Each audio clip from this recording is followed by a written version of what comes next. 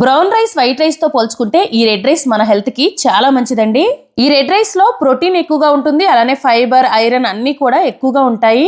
ఈ రైస్ లో ఐరన్ ఎక్కువగా ఉండటం వల్ల రక్తహీనత సమస్య తగ్గిపోతుంది. షుగర్ పేషెంట్స్ కి నార్మల్ రైస్ తో పోలిస్తే ఈ రెడ్ రైస్ చాలా మంచిదండి. ఈ రెడ్ రైస్ లో యాంటీ ఆక్సిడెంట్లు కూడా పుష్కలంగా ఉంటాయి. దీనిలో కాల్షియం, మెగ్నీషియం వంటి పోషకాలు ఎక్కువగా ఉండటం వల్ల ఎముకలు దృఢంగా ఉంటాయి.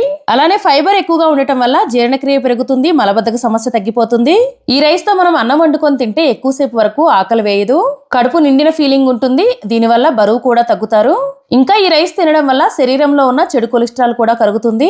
మన చర్మ సౌందర్యానికి కూడా ఈ రైస్ చాలా మంచిదండి. ఈ రెడ్ రైస్ హెల్త్ కి మంచిది కదా అని మరీ ఎక్కువ కూడా తినకూడదండి. ఏదైనా సరే లిమిట్ గానే తీసుకోవాలి. ఏదైనా హెల్త్ ప్రాబ్లమ్స్ ఉన్న వాళ్ళైతే ఒక్కసారి మీ డాక్టర్ సలహాతో తీసుకోండి. ఈ రైస్ తో అన్నం వండుకోవచ్చు, అలానే దోశలు కూడా వేసుకోవచ్చు అండి. ఇంకా చాలా రెసిపీస్ కూడా చేసుకోవచ్చు. నేను అవన్నీ కూడా మీకు ముందు వీడియోస్ లో చేసి చూపిస్తాను. ఫ్రెండ్స్, మీకు ఈ వీడియో నచ్చినట్లయితే వీడియోని లైక్ చేసి, షేర్ చేసి మన ఛానల్ ని ఫాలో చేయండి. Thank you for watching.